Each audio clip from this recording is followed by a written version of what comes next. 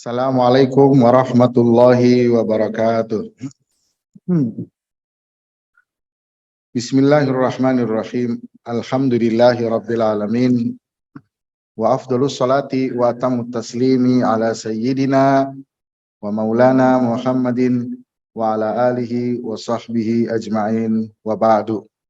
Yang saya hormati Bapak Ketua DKM beserta jajarannya, dan yang saya ta'zimkan ayahanda dan ibunda semuanya yang hadir di dalam majelis kita kali ini. Pertama-tama taqabbalallahu minna wa minkum siyamana wa siyamakum. Mudah-mudahan kemarin kita Ramadan diterima oleh Allah Subhanahu wa taala, dan dari kemarin kita Idul Fitri, hari raya kita. Sebentar lagi akan ada hari raya lagi, yaitu Idul Adha.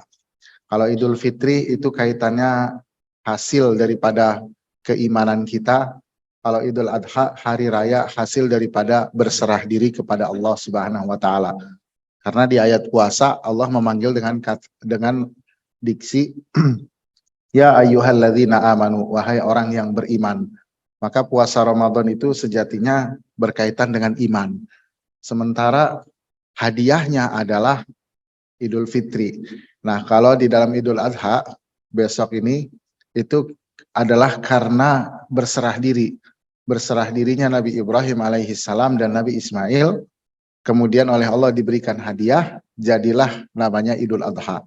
Jadi kita orang yang muslim itu seharusnya mempunyai dua ini, iman dengan berserah diri kepada Allah, dan dua-duanya akan diberikan ganjaran yang besar oleh Allah Subhanahu wa taala. Jadi mudah-mudahan kita bisa dijadikan hamba yang beriman dan berserah diri kepada Allah Subhanahu wa taala.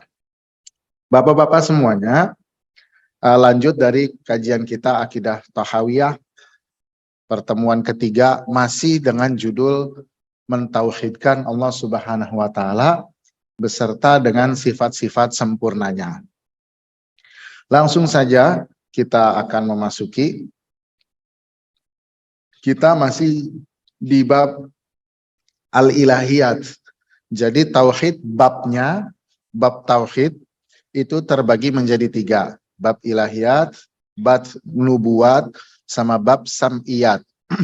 Kalau bab ilahiyat itu yang berkaitan dengan tauhid dan sifat-sifat Allah. Kalau bab nubuat berkaitan dengan kenabian, kemukjizatan, sifat-sifat para anbiya. Berapa jumlahnya, itu semua di bab nubuat. Kalau bab sam'iyat adalah yang mempelajari tentang apa yang dibawa oleh para anbiya. Para nabi membawa berita tentang hari kiamat. Para nabi membawa berita tentang telaga Al-Kautsar, Nabi Muhammad. Kemudian para anbiya mengabarkan akan adanya Dajjal. Para anbiya mengabarkan tentang adanya Dukhan. Itu semua dipelajari di bab sam'iyat. Jadi sekali lagi, bab tauhid ini bapak-bapak terbagi ke dalam tiga bab besar, yaitu bab ilahiyat, bab nubuat, dan bab sam'iyat. Urutan pertamanya adalah bab ilahiyat. Kenapa? Karena ini adalah inti daripada kita mempelajari ilmu tauhid, mempelajari akidah, yaitu mentauhidkan Allah. Mentauhidkan Allah berarti berhubungan juga dengan sifat-sifatnya. Dan mustahil seseorang itu bisa percaya terhadap Nabi Muhammad SAW kalau dia nggak percaya adanya Allah. Makanya di bab pertama adalah bab ilahiyat. Kemudian baru bab kedua bab nubuat. Kenapa? Karena Allah Subhanahu wa taala mengutus para rasulnya dengan memberikan bukti, yaitu mukjizat. Kalau orang sudah mengetahui alam semesta ini punya Tuhan, maka dia pintu selanjutnya adalah mengetahui para nabi dengan bukti mukjizat. Baru setelahnya masuk ke kabar-kabar yang diberitakan. Ketika orang sudah mengetahui dan meyakini Allah itu ada dengan semua sifatnya, para anbiya itu benar dari Allah, maka dia harus mempercayai apa yang dikabarkan anbiya atas dasar mereka dari Allah.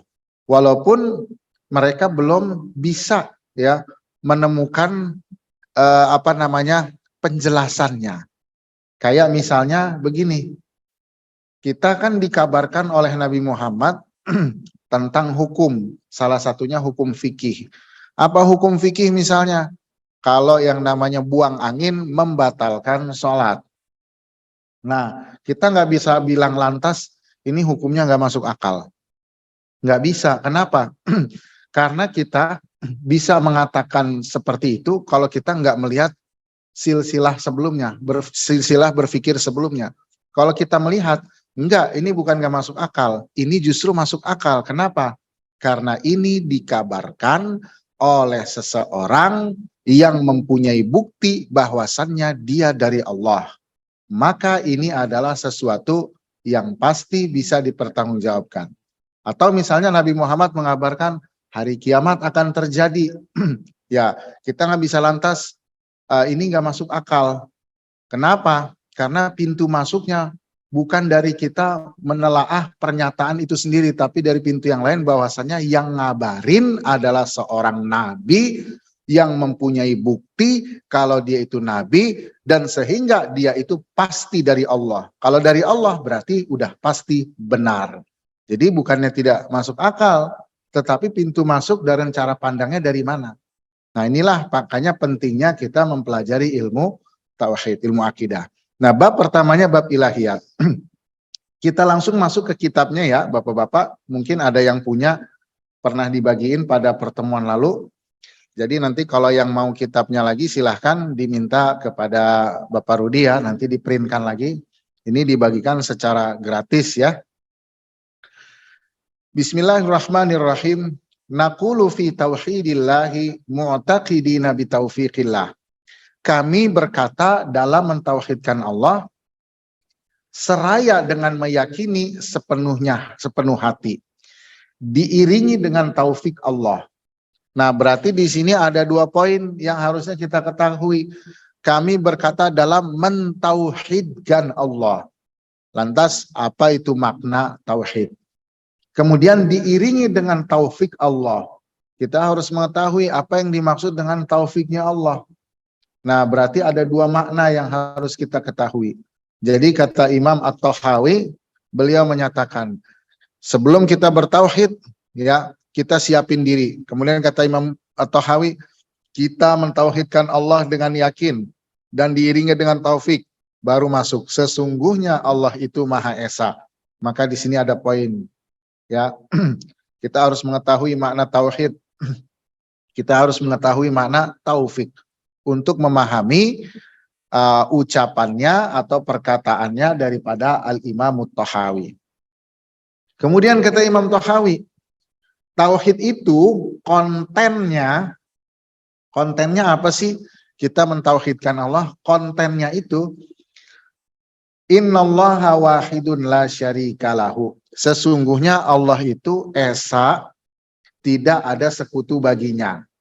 Nah itu konten pertama. Kemudian wala syai'a mithluhu. Tidak ada sesuatu pun yang menyerupainya. Wala syai'a yu'jizuhu, dan tidak ada sesuatu pun yang bisa membuatnya lemah. Kemudian wala ilaha ghairuh. Tidak ada Tuhan selainnya. Ia maha qadim, qadimun bilan bilab tidak. Ia maha qadim tanpa permulaan. Daimun bilantiha, dia itu maha abadi tanpa adanya akhir. La yafna, tidak akan sirna, wala yabidu, dan tidak pula hilang. Wala yakunu illa ma yurid, dan tidak terjadi kecuali apa yang ia kehendaki. Jadi kalau terjadi di alam semesta ini berarti itu kehendak Allah. Apa yang terjadi di alam semesta ini Bapak-bapak, itu atas dasar kehendak Allah. Dan yang terjadi di alam semesta ini ada yang baik, ada yang buruk, ada yang bagus, ada yang jelek. Berarti semuanya atas dasar kehendak Allah. Betul seperti itu? Ya, betul seperti itu. Yang baik dan yang buruk, yang jelek dan yang bagus, semuanya atas dasar kehendak Allah. Baik keimanan atau kekafiran yang terjadi di muka bumi ini, itu atas dasar kehendak Allah. Allah nggak berkehendak maka tidak terjadi.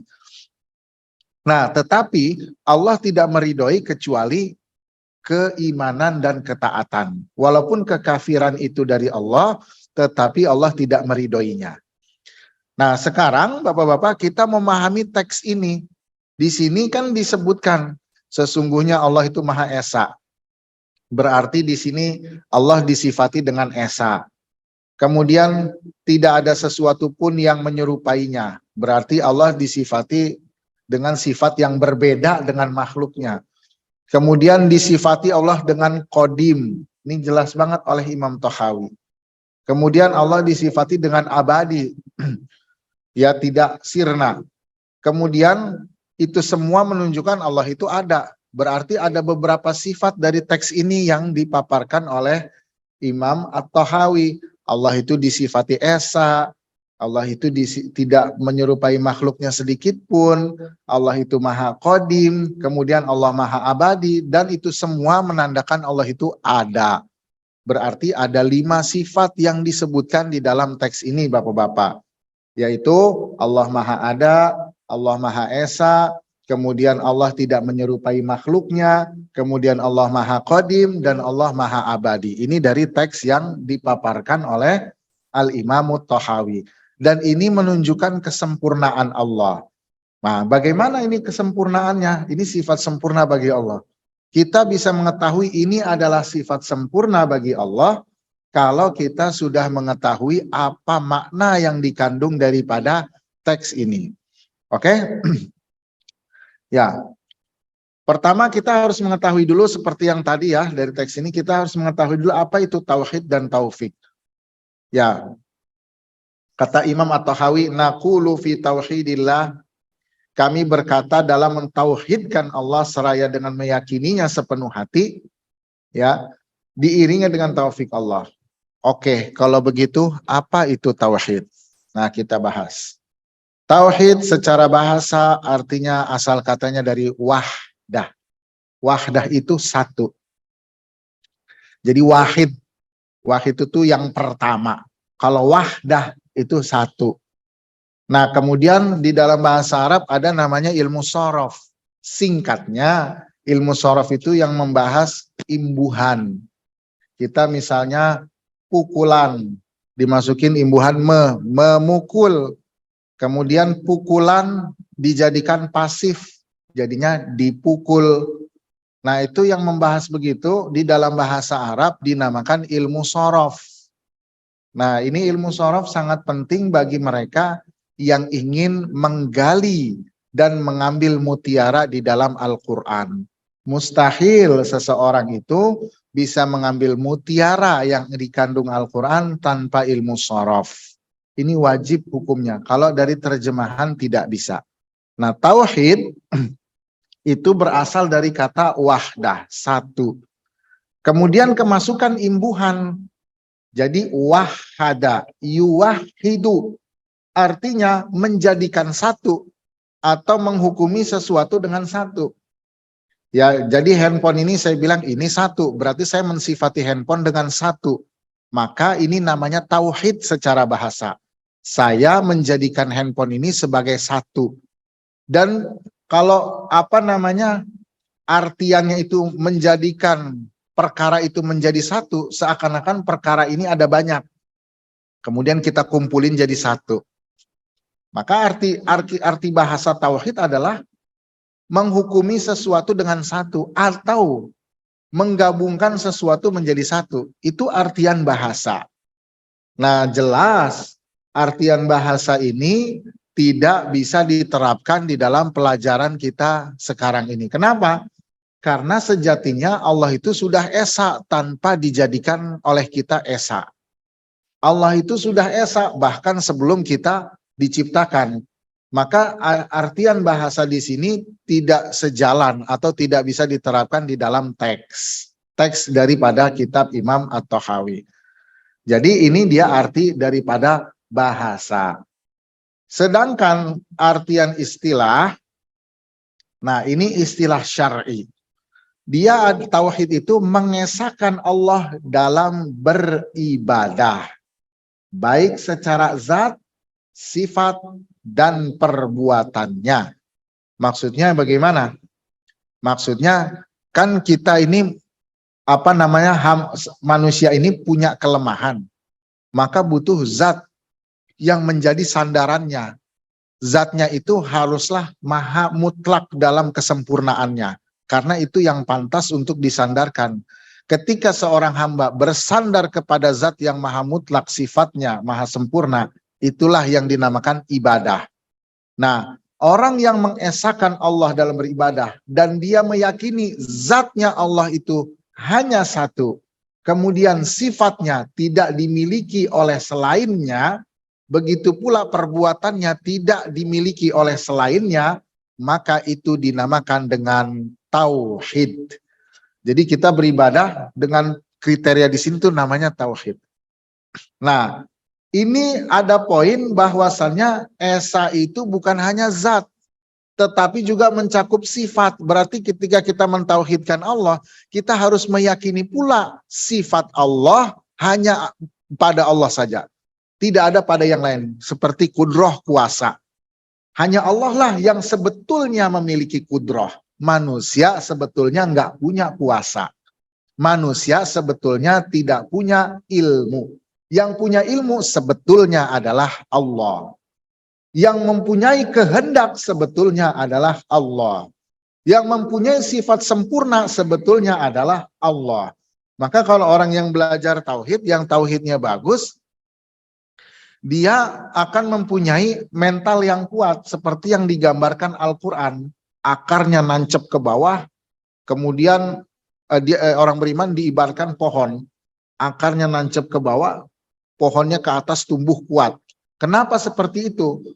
Karena dia mengesahkan Allah yang maha segalanya, baik dalam zat, sifat, dan perbuatannya, sehingga dia menganggap apa yang terjadi di dalam dunia ini hakikatnya adalah dari Allah juga. Maka dia ketika menemui musibah, ketika menemui tantangan, ya dia nggak akan kaget, dia nggak akan bersikap gundah. Nah, ini dia buah daripada tauhid. Buahnya tuh seperti itu, akan menimbulkan mental-mental yang kuat. Makanya kalau dibilang mau mental yang kuat, revolusi mental, nggak ada jalan lain selain dengan tauhid. Kita mau melahirkan orang yang mentalnya baja, nggak ada lain selain tauhid. Kita mau melahirkan mental-mental yang kokoh, tangguh, nggak ada yang lain kecuali dengan bertauhid. Makanya kita mengajarkan anak kita yang pertama secara syariat adalah ajarin tauhid dulu.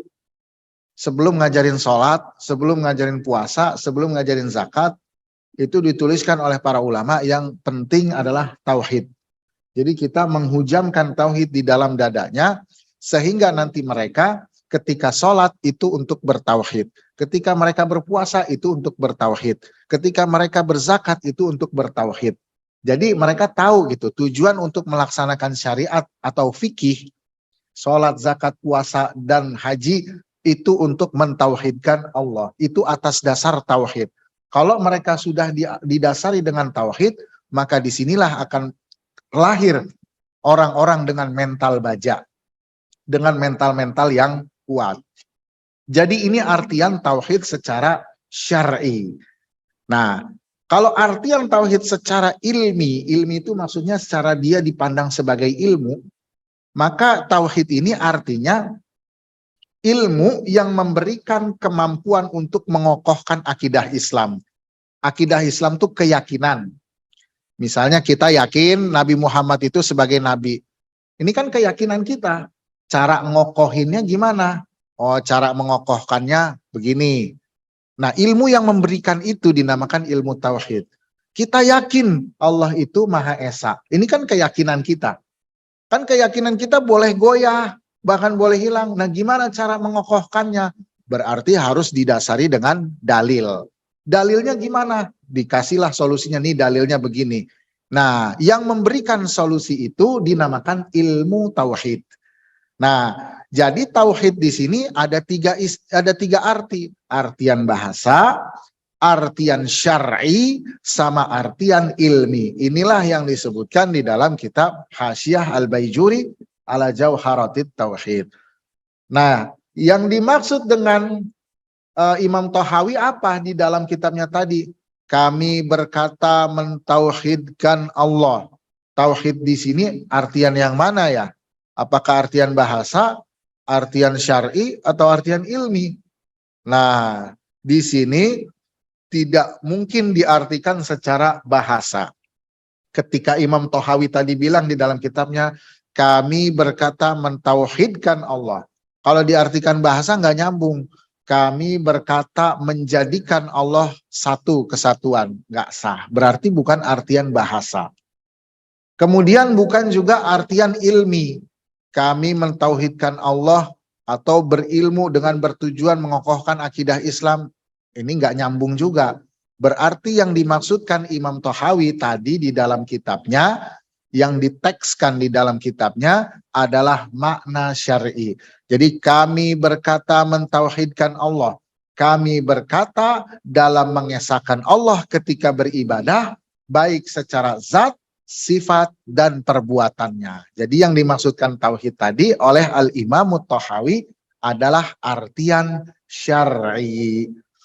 Nah, kemudian ya, apa yang dimaksud dengan taufik? Nah, ini penting. Tadi kan kata Imam Tohawi, kami berkata dalam mentauhidkan Allah, seraya meyakininya, diiringi dengan taufik Allah. Taufik Allah itu apa? Taufik itu apa ya? Taufik secara bahasa adalah pemberian Allah kepada hambanya berupa kemampuan untuk melakukan ketaatan dan dorongan untuk melakukannya. Jadi bapak-bapak nih yang sekarang sholat subuh di Masjid Al-Aqsa berjamaah, habis itu dengerin taklim, ini berarti ada kemampuan yang bapak-bapak punya untuk melakukan ketaatan. Ketaatannya berupa sholat subuh berjamaah dan mendengarkan taklim, itulah yang disebut dengan taufik. Jadi pertama itu levelnya hidayah dulu. Allah kasih hidayah. Allah kasih hidayah, petunjuk. Hidayah itu diibaratkan kalau kita di jalan tol tuh ada arahan gitu. Serpong ke kiri itu hidayah. Ya. Kemudian pondok aren ke kanan. Itu hidayah tuh. Terus ditunjuk. Tapi belum tentu kita belok ke Serpong. Ketika kita belokin mobilnya ke Serpong, kita mampu untuk membelokkan, berarti ada taufik. Maka setiap yang dapat taufik itu dapat hidayah. Tapi tidak setiap yang dapat hidayah dia dapat taufik. Ada orang dapat hidayah tapi dia nggak dapat taufik. Dia hanya dapat petunjuk aja tapi nggak melakukan ketaatan. Seberapa banyak orang yang mampu dia mendapatkan hidayah tapi nggak mampu melakukan ketaatan? Banyak. Maka di sini doa yang selalu kita panjatkan seharusnya kita mendapatkan taufik. Maka berbahagialah orang-orang yang bisa mendapatkan mengerjakan ketaatan.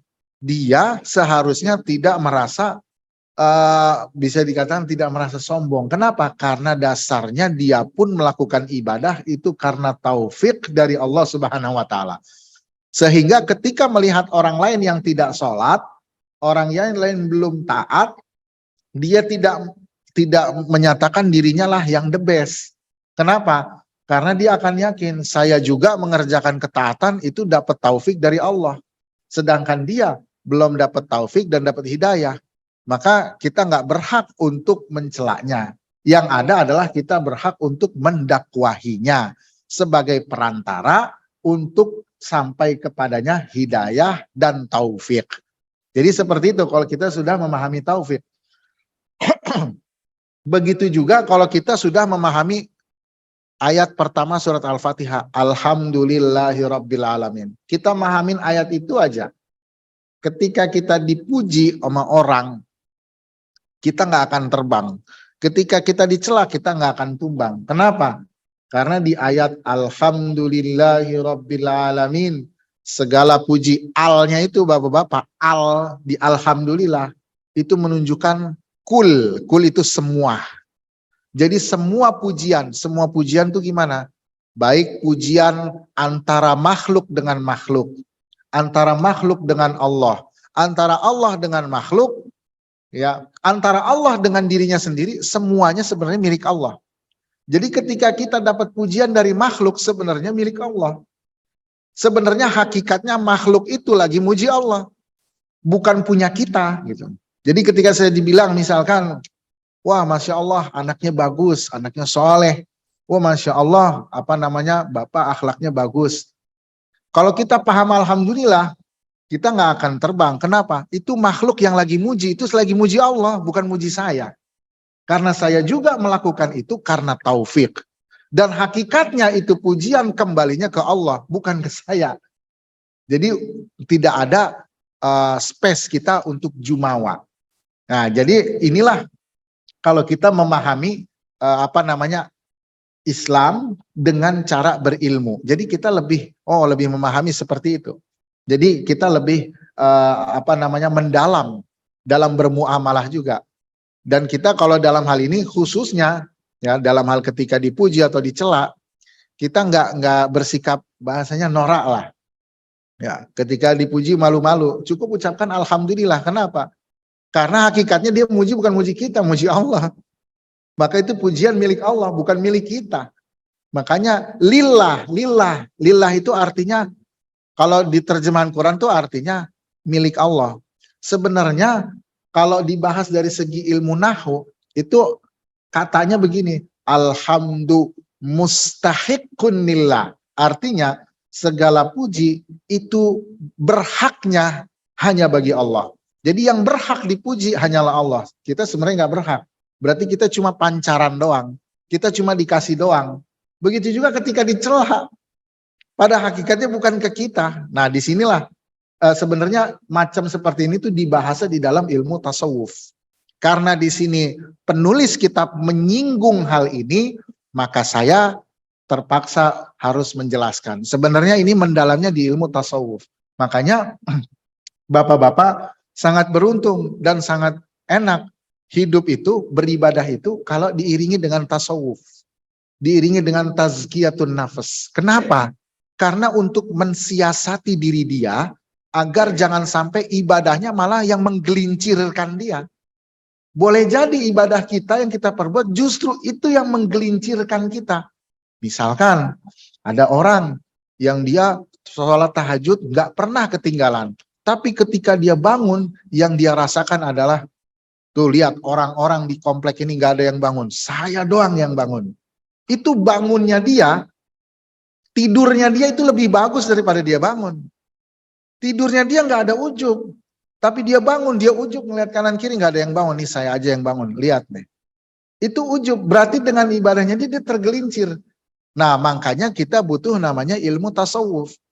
Tasawuf itu cara mensiasati diri. Kalau kata Imam Busiri, kalau kondisinya begitu, siasatnya adalah dengan cara ngubah waktu. Jadi kita nih biasa sholat sunnah. Sholat sunnah Pak ya, bukan sholat wajib. Sholat wajib nggak ada tawar-menawar, tepat waktu adalah afdol.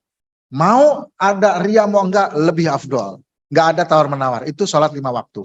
Tapi sholat sunnah, macam sholat duha, macam sholat tahajud, ya cara mensiasati dirinya, kalau kata Imam Busiri, ketika jiwa kita sudah merasa nikmat, curigailah diri kita. Kenapa? Boleh jadi kita merasa nikmat itu karena ada embel-embel yang sebenarnya terbesit dan kita nggak ngerasa. Embel-embelnya apa? Kali ya ada besitan dalam hati yang kita nggak ngerasa, kita pengen dipuji. Kali di dalam hati kita, kita pengen merasa the best dari yang lain. Maka ubah waktunya, yang biasanya jam 2, ubah jadi jam 3. Boleh jadi di jam 2 itu saya ada ujub, ubah jadi jam 3. Nanti jam 3 ada begitu lagi, pindahin lagi ke jam 1. Tuh, begitu cara orang-orang ahli tasawuf mensiasati dirinya agar tidak terjatuh ke dalam ujub, ke dalam ria. Begitu juga ketika seseorang lagi mau beribadah, kemudian dilintasi dengan pikiran ria. Wah, misalnya kalau orang yang mau caleg nih, misalkan, wah dia ada jemaah banyak nih, biar kepilih saya sholat, misalnya. Misalnya dia begitu, kan udah ria tuh, udah jelas banget ria. Dia sholat biar pengen kepilih. Nah, apakah dia harus mundur daripada ketaatan itu? Kalau di dalam ilmu tasawuf tidak. Dia harus tetap sholat dan berjuang bagaimana dia ikhlas. Kenapa? Andai kata dia mundur, maka itulah yang dimau setan. Siapa tahu setan lagi nyiasatin dia. Kamu mau sholat? Ih, kamu ria, jangan sholat. Akhirnya dia nggak sholat, benar tuh kan. Setan halus banget. Nah, makanya kita butuh ilmu. Makanya kata Imam Malik, man tafaqqaha walam yatasawwaf, siapa yang berfikih tapi tidak diiringi tasawuf, maka dia seperti orang zindik, orang fasik. Dan siapa yang bertasawuf tanpa berfikih, maka dia seperti orang zindik. Jadi dua-duanya harus berbarengan. Fikihnya itu hukum zohir, diiringi dengan ilmu akidah, hukum keyakinan, kemudian dibalut dengan ilmu tasawuf atau ilmu akhlak, sehingga keyakinan kita selamat dari riya dan lain sebagainya. Terus perbuatan kita yang zahir seperti sholat, zakat, puasa juga selamat daripada riya dan sebagainya. Makanya sering saya ucapkan ilmu agama Islam itu 3. Akidah, fikih, tasawuf. Akidah berkaitan sama keyakinan yang lagi kita pelajarin. Fikih berkaitan dengan hukum yang zahir, yang praktis. Sholat, zakat, puasa, dan seterusnya. Sedangkan tasawuf berhubungan dengan akhlak. Semakin seorang tinggi dalam akhlak, semakin orang tinggi dalam adab, maka semakin tinggi dia dalam tasawuf. Nah, jadi tasawuf itu bukanlah aliran sebetulnya. Sekarang nih lagi musim torikoh ini. Betul ada torikoh, tetapi inti dari tasawuf bukan itu. Dan kita tidak wajib untuk mengikuti ke torikoh mananya. Itu hanyalah sebagai metode buat pensucian jiwa. Yang paling inti dari tasawuf adalah pensucian jiwa. Dan yang paling mursyid dari segala mursyid adalah Nabi Muhammad SAW. Nah, kita berlanjut ya Bapak-Bapak. Berarti dengan begini, kita sudah paham nih makna dari teks kami berkata dalam mentauhidkan Allah. Berarti tauhid kita udah paham.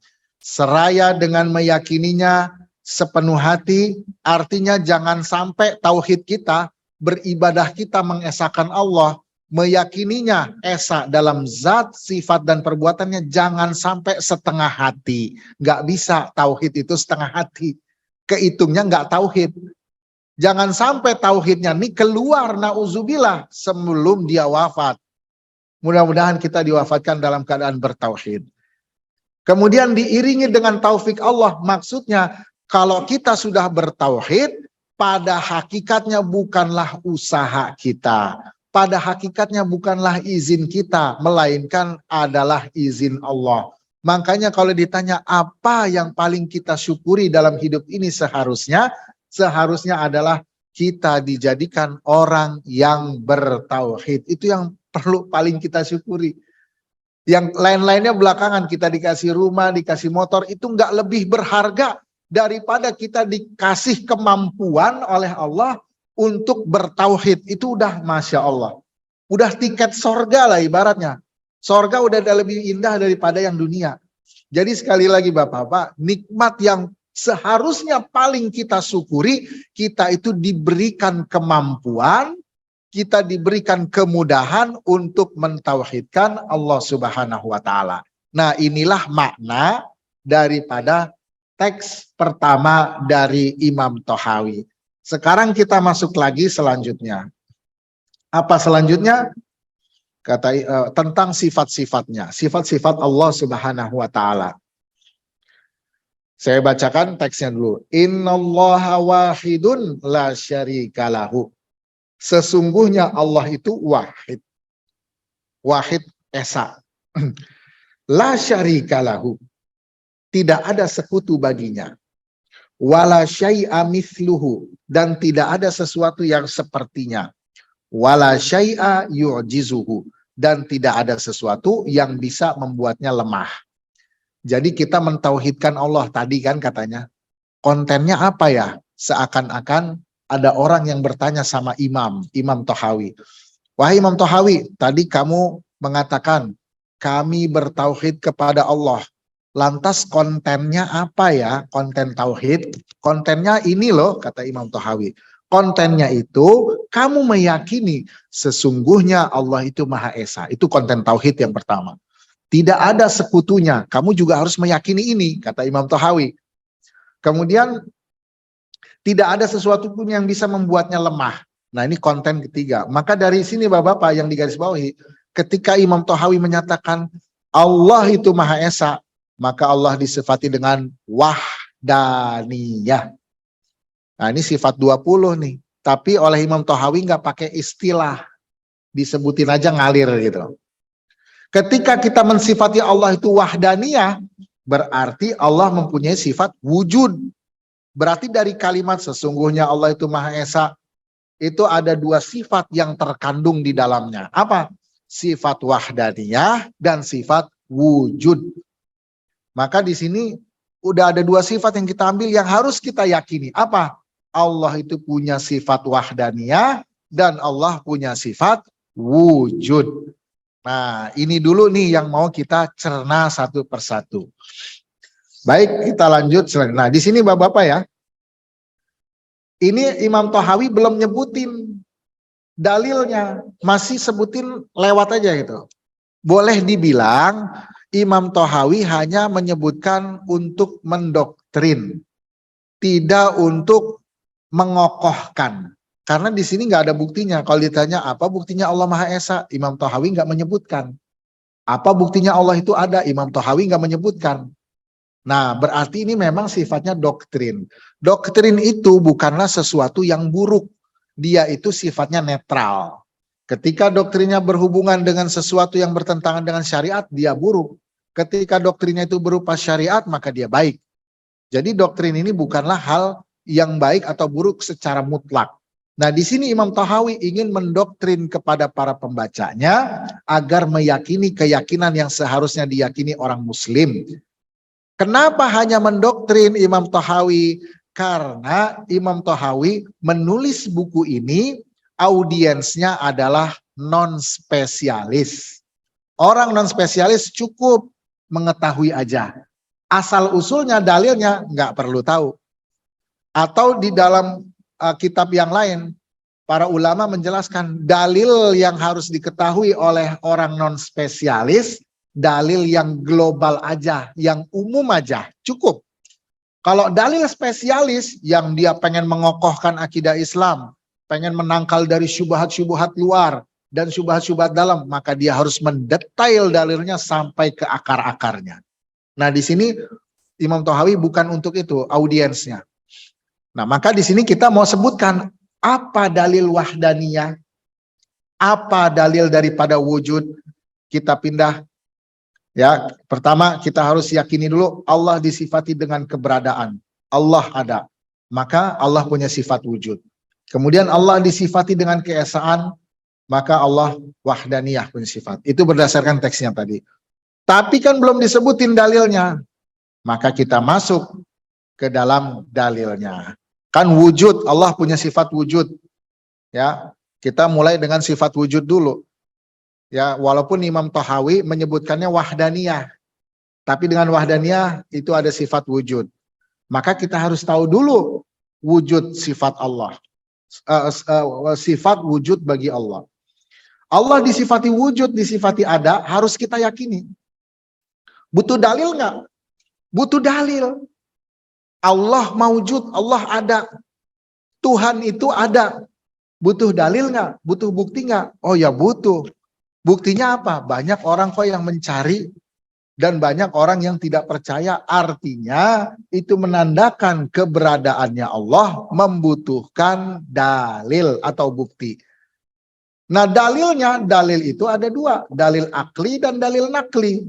Dalil akli adalah dalil yang menggunakan akal. Dalil nakli adalah dalil yang menggunakan teks-teks daripada syariat.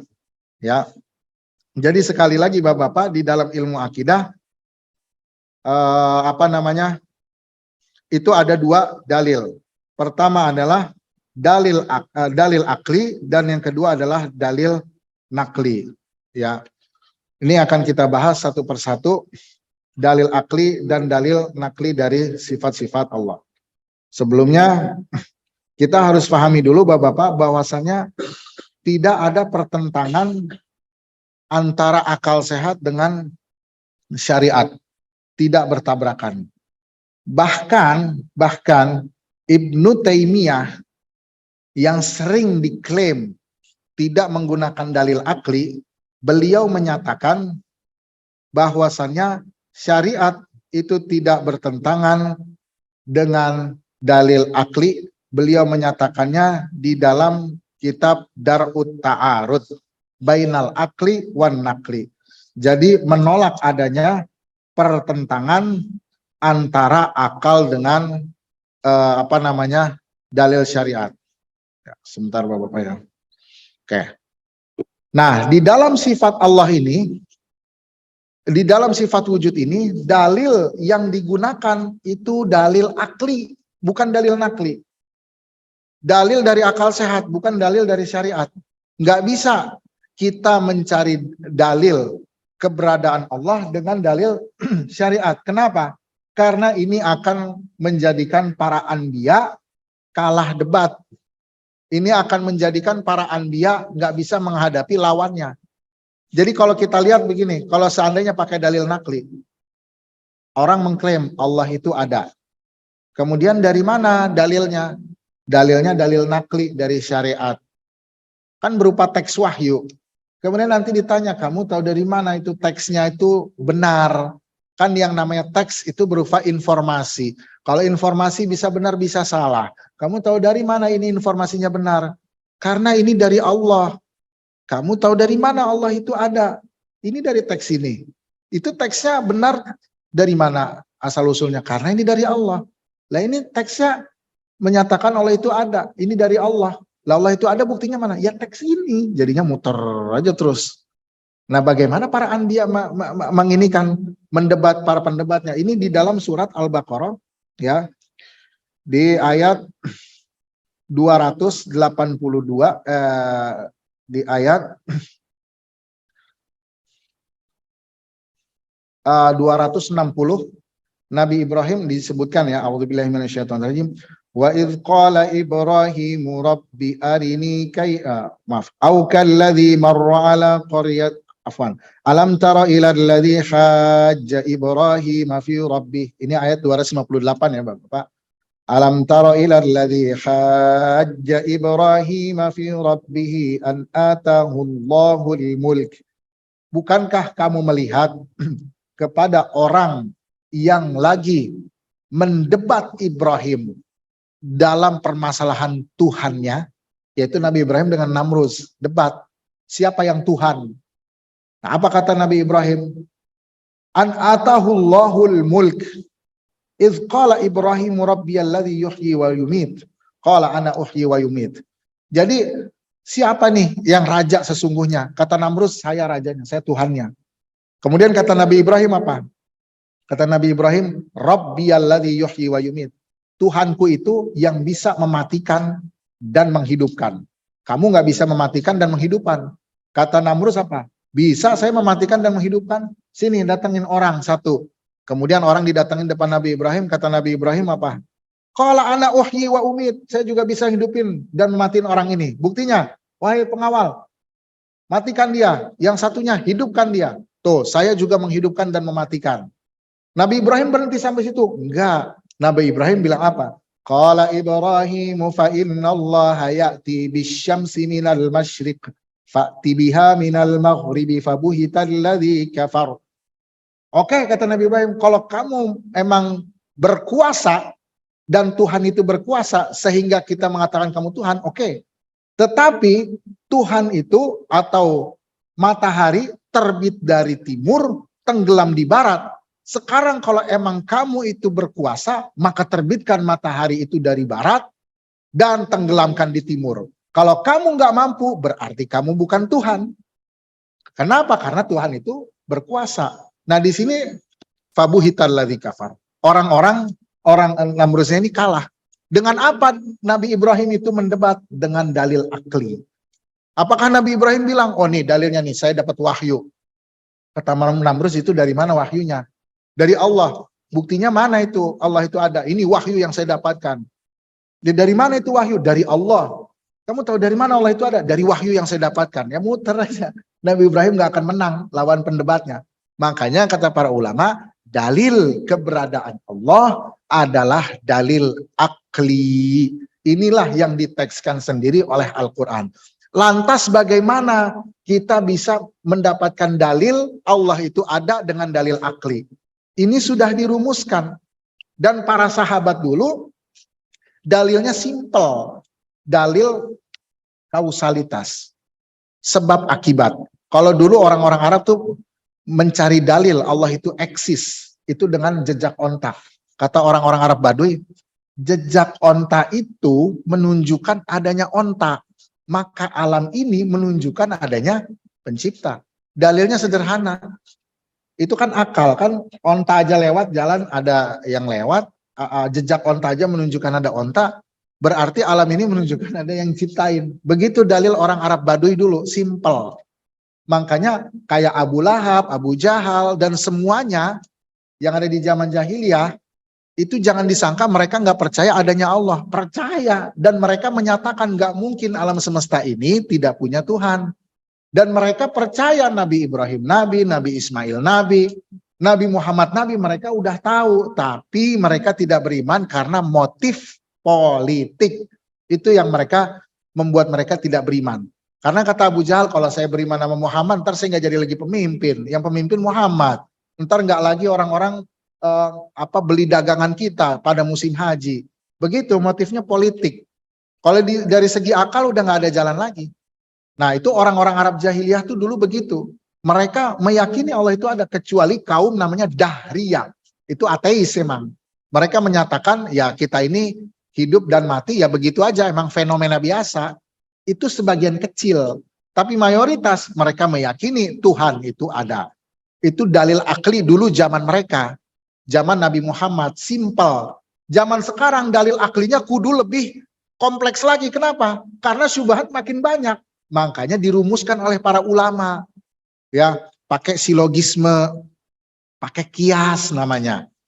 Nanti jangan sampai ada orang bilang, "Oh, nih kias, silogisme ini nggak pernah dipakai zaman sahabat. Emang dulu sahabat pernah pakai silogisme?" Ya pertanyaannya jawabannya adalah syubhat di zaman sahabat tidak sekompleks di zaman setelah sahabat. Di zaman sahabat nggak perlu ada silogisme, cukup aja dari jejak onta udah menunjukkan Allah itu ada. Tapi semakin beriringnya waktu, syubhat makin banyak, maka dibutuhkan namanya teknik khusus untuk menjawab itu.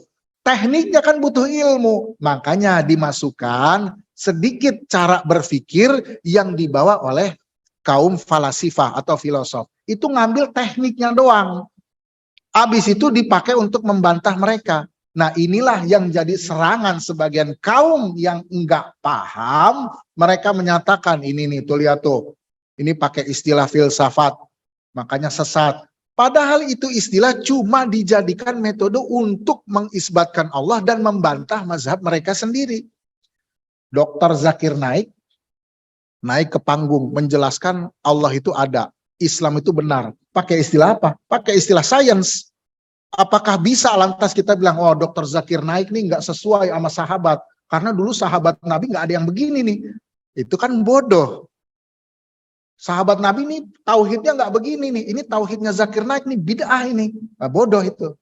Kalau kita lihat aja videonya Zakir Naik itu berapa puluh video. Sesuai Al-Quran tuh sesuai sains, istilah sainsnya dibeberin, sesuai kedokteran. Emang dulu sahabat pakai istilah kedokteran? Nggak ada. Emang dulu Nabi pakai istilah kedokteran? Nggak ada di zaman Nabi, zaman tabiin istilah kedokteran. Mereka cukup aja Allah itu ada nih, dari jejak onta aja menunjukkan ada onta. Berarti alam ini menunjukkan adanya Allah. Nah inilah yang diserang sebagian kaum kepada orang-orang ahlus sunnah wal jamaah.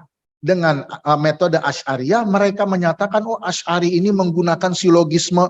Itu kan inian kaum-kaum rasionalis. Sahabat dulu nggak ada yang begitu. Ya kita jawab, kalau begitu Zakir Naik juga zaman sekarang islamin orang jangan pakai istilah kedokteran. Sahabat juga nggak ada yang pakai istilah kedokteran. Sains nggak ada. Pakai istilah apa dong? Akhirnya kan ini pemahaman yang rancu. Tapi secara zohir kayaknya sih bener.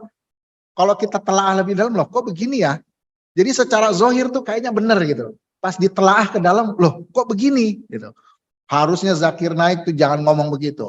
Harusnya jangan ada lagi perpaduan tuh tafsir Al-Quran, sains dengan Quran. Mana ada dulu zaman sahabat menafsirkan Quran dengan sains. Itu bid'ah terbesar. Nah inilah namanya rancunya pemahaman yang disusupi di dalam kaum muslimin. Dan nggak sampai di situ, kaum muslimin terprovokasi dengan itu, bahkan untuk mengkafirkan sesama muslim. Ini golongan nggak selamat nih, ini golongan ini. Wah, itulah yang terjadinya perpecahan di kalangan kaum muslimin. Padahal ulama ketika setelah zaman tabi'in melihat ini syubhat makin kompleks.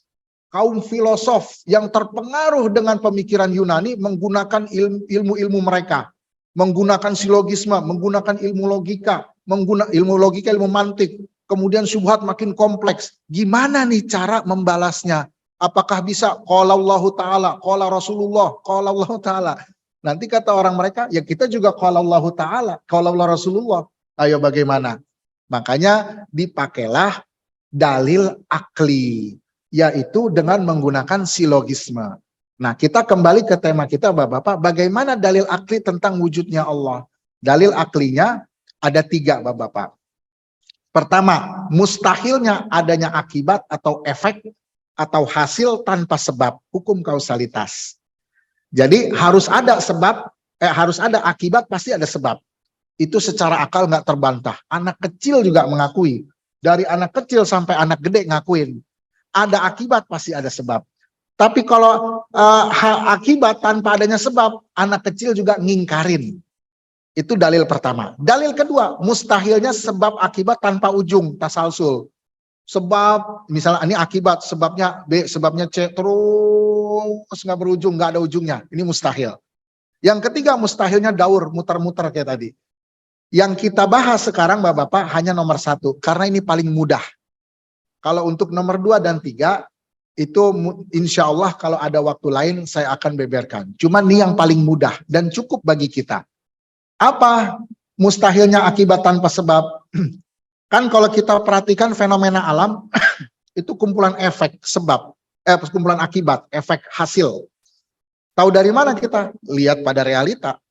Ya, jadi dewasa, sebelumnya kecil. Dewasa ini kan efek. Kemudian mati setelah hidup, kan efek tuh. Kemudian besar dari kecil, kan efek. Perubahan. Nah, berarti kalau ada efek, pasti ada penyebab.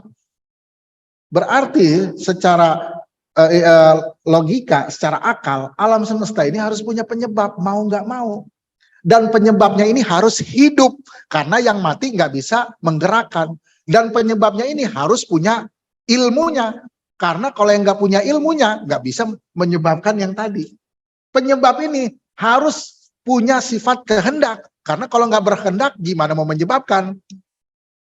Penyebabnya ini harus satu, kenapa? Nanti dalilnya di depan. Nggak bisa, penyebabnya ada banyak. Nah dengan begitu berarti alam semesta punya penyebab secara akal. Kalau disusun secara silogisme jadinya begini. Premis 1 dalam bahasa Arab muqaddimah sughra. Alam semesta itu berkarakteristik berefek, berakibat, berhasil, mendapatkan akibat. Ya, kemudian premis 2 muqaddimah kubra. Setiap yang demikian pasti punya penyebab yang merubahnya, pasti hukum sebab akibat, ini suatu kepastian. Kesimpulannya, alam semesta mempunyai penyebab. Nah, itu udah menjadi kesimpulan yang kuat karena didasarkan dalil. Berarti alam semesta yang ada sekarang punya penyebab. Nanti kalau dipanjangin lagi pembahasan, penyebabnya harus 1. Penyebabnya punya sifat kuasa. Karena kalau nggak berkuasa gimana mau mengatur alam semesta? Penyebabnya harus punya sifat kehendak, karena kalau nggak berkehendak gimana mau ngubah. Kemudian penyebabnya haruslah mempunyai sifat ilmu, karena kalau nggak punya ilmunya gimana caranya mengubah, dan seterusnya. Berarti sesuai dengan akal manusia. Hanya saja akal manusia hanya bisa sampai ke sini. Nggak bisa akal manusia tuh nyampe siapa nama penyebabnya, namanya ini siapa. Yang mengabarkan nama ini adalah para nabi. Para nabi diutus kepada kita dengan bukti mukjizat bahwasannya penyebab itu semua namanya Allah. Jadi kita ini akal sampai ke sini aja. Para anbiya lah yang mengabarkan siapa nama tersebut. Dan Rasulullah mengabarkan namanya adalah Allah dengan 99 nama. Berarti ini dalil pertama bahwasannya Allah itu ada. Nah, kemudian kita pindah ke sifat wahdaniyah. Setelah kita mengetahui penyebab itu bagi alam semesta ada, maka ada namanya sifat wahdaniyah. Juga butuh dalil. Dalilnya dalil apa? Kalau wahdaniyah dua dalilnya. Bisa dalil akli, bisa dalil nakli. Kenapa? Karena nggak terjadi circle kayak tadi. Kalau wujud terjadi circle, kalau wahdaniyah nggak terjadi circle. Maka dalilnya dua, bisa dalil akli dan bisa dalil nakli. Ya, apa dalil ininya? Aklinya dulu ya. Allah ini Maha Esa, wahdaniyah ya. Oh, dalil keesaan Allah. Ini dalil aklinya dulu ya Bapak-bapak. Seandainya Tuhan itu lebih dari satu. Ya, kita ilustrasikan aja, ini ilustrasikan. Seandainya lebih dari satu, dua atau tiga atau empat, maka ada dua kemungkinan yang terjadi. Ini saya ngambil dari kitab-kitab para ulama. Pertama, keduanya atau mereka bersepakat. Yang kedua, mereka bertengkar. Cuma dua kemungkinan. Seandainya Tuhan lebih dari satu. Ya, cuma dua kemungkinan yang terjadi. Itu mereka bersepakat atau bertengkar. Kalau mereka bersepakat, yang namanya Tuhan kehendaknya mutlak, maka nggak bisa dia bersepakat. Andai kata bersepakat, berarti harus ada salah satunya yang kehendaknya nggak mutlak. Yang kehendaknya nggak mutlak bukanlah Tuhan, berarti satu Tuhan yang mutlak lah yang dia Tuhan sebetulnya. Kalau dia dua-duanya nggak punya mutlak, berarti dua-duanya bukanlah Tuhan. Berarti harus ada lagi yang maha mutlak. Berarti nggak mungkin nih kalau dia bersepakat. Kemudian kalau bertengkar, maka langit dan bumi otomatis hancur. Yang satu pengennya ke kanan, yang satu pengennya ke kiri. Yang satu pengennya ada, yang satu pengennya nggak ada. Maka alam semesta hancur. Tapi kan realitanya nggak hancur ya. Berarti mustahil. Dengan begitu, maka kita susun silogisme. Jika Tuhan lebih dari satu, maka ada dua kemungkinan saja yang terjadi. Bersepakat atau berdamai. Jika bersepakat, maka ini mustahil. Kenapa? Karena keduanya punya kehendak mutlak. Mutlak nggak mungkin terjadi. Kalau dia kehendaknya mutlak, bersepakat nggak mungkin terjadi, maka akan terjadi bertengkar. Dan jikalau bertengkar, maka langit dan bumi hancur. Realitanya langit dan bumi nggak hancur. Maka ketika dikatakan keduanya mustahil, kesimpulannya Tuhan itu mustahil Tuhan lebih dari satu. Kalau kita pakai akal, mustahil alam semesta ini punya Tuhan lebih dari satu dengan silogisme ini. Ini dalil aklinya. Dalil naklinya yang ada di dalam surat Anbiya ayat 22. A'udzubillahi minasyaitonirrajim. Bagaimana lihat kita Al-Quran mengajak kita berpikir. Lau kana fihima alihatun illallahu lafasadata. Seandainya alam semesta ini mempunyai Tuhan-Tuhan selain Allah, niscaya langit dan bumi akan rusak. Andai, kata Al-Quran. Nah, ini sebenarnya Al-Quran ini ngasih kita silogisme, cuman belum dikasih semua, biar kita mikir. Silogismenya gimana? Seandainya ada Tuhan selain Allah, maka alam rusak. Alam tidak rusak. Berarti tidak ada Tuhan selain Allah.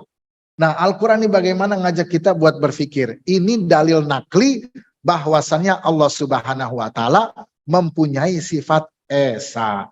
Maka dengan begitu jamaah rahimakumullah, kita balik lagi ke teksnya untuk kita tutup. Tadi teksnya Imam At-Tahawi menyatakan innallaha wahidun. Sesungguhnya Allah itu Maha Esa.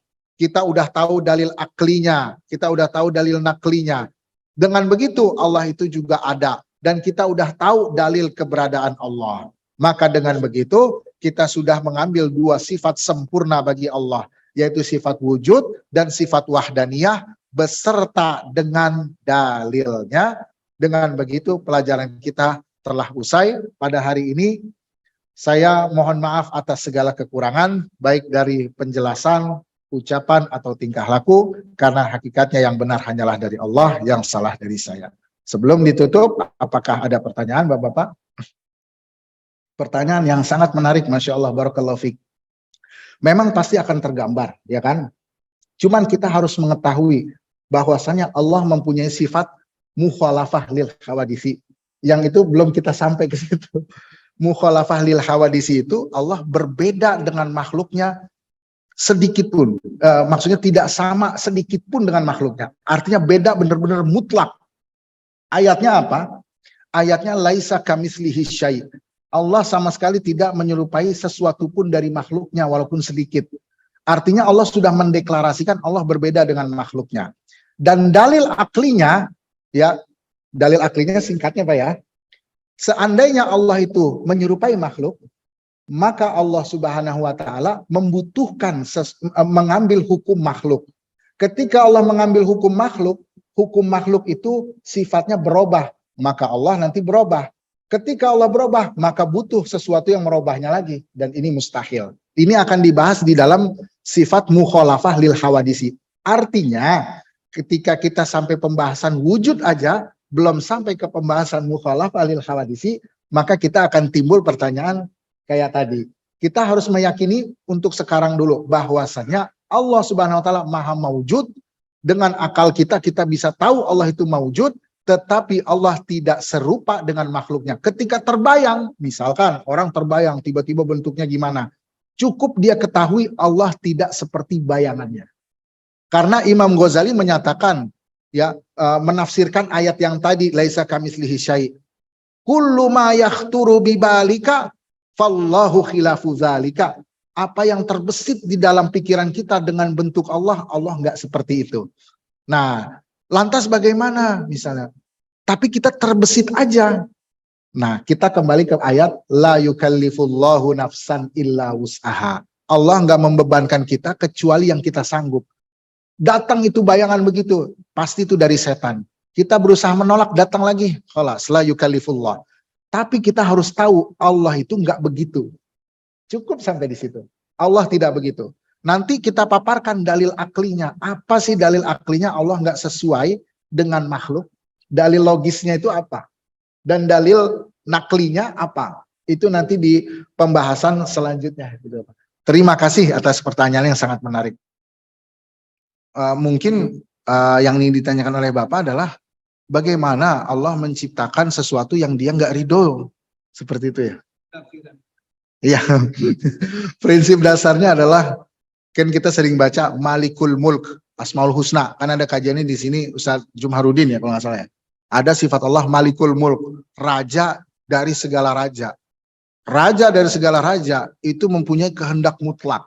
Berarti Allah Subhanahu wa taala bebas mau berbuat apa aja.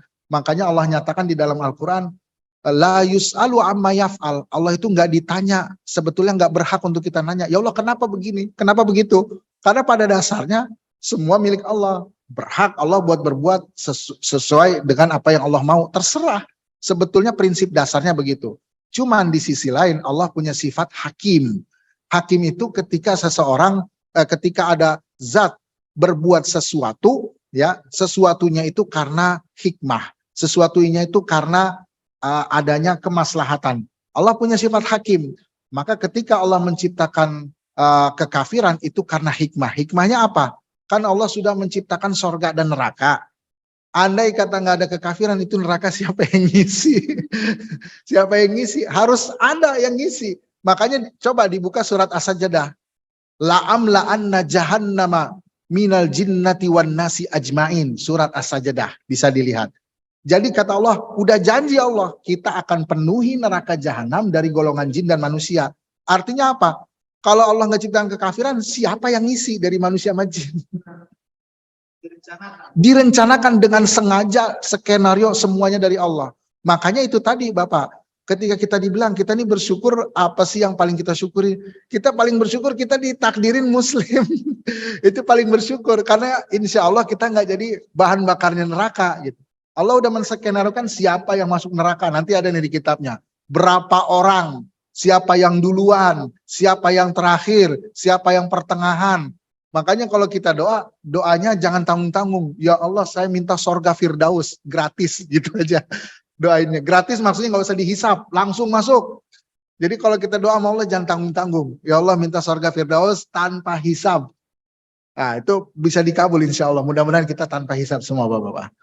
Jadi seperti itu. Makanya beruntung Pak, kita ini menjadi seorang muslim, kita syukurin. Kita bisa bertauhid, kita syukurin. Seandainya kita ditakdirkan, bukan sebagai muslim gitu, nggak dapat hidayah taufik, bagaimana? Berarti bahan bakar neraka. Itu udah direncanain sama Allah. Kita bersyukur, ya Allah terima kasih, saya udah diskenariokan, direncanakan, dicatat sebagai seorang muslim dan mukmin. Makanya alhamdulillah ya ala ni'matil Islam, ala ni'matil iman, seperti itu Pak. Oh, ya. Kejadian Nabi Adam ini menarik juga. Juga termasuk skenario Allah. Karena Allah itu, kan kalau misalkan Allah mengeluarkan Nabi Adam tanpa ada perbuatan pelanggaran, maka Allah akan disifati dengan sifat yang tidak layak, misalnya kezaliman. Maka di sini harus ada skenario bagaimana Nabi Adam berbuat salah dulu. Emang itu skenario Allah. Makanya kata para ulama, Nabi Adam ketika makan buah khuldi, itu secara zohirnya dia salah. Tetapi secara hakikatnya sebetulnya dia lagi ngelaksanain perintah Allah. Emang buat skenario Allah kelak di bumi. Tapi harus ada skenario salah dulu. Kan kalau nggak ada skenario salah ntar ada orang yang berhujah. Ya Allah kenapa engkau turunkan Adam nikmat yang udah hebat engkau berikan kok engkau ubah. Emang apa salah Adam? Kan seperti itu ya Pak ya. Akhirnya oleh Allah di skenario Nabi Adam makan buah khuldi. Nah di sini yang sebenarnya timbul pertanyaan. Kan para nabi itu sifatnya maksum, terjaga dari dosa. Lah itu Nabi Adam berbuat dosa. Bagaimana itu? Kan kita belajar tauhid gitu. Setiap nabi itu maksum, terjaga dari dosa. Lah itu Nabi Adam berbuat dosa, gimana dong? Nah, jawabannya adalah itu Nabi Adam memakan buah khuldi sebelum diangkat menjadi nabi. Jadi para nabi terjaga dari dosa dan kesalahan itu setelah mereka menjadi anbiya, jadi nabi. Sebelumnya mungkin aja terjadi, mungkin terjadi. Jadi jawabannya seperti itu Pak.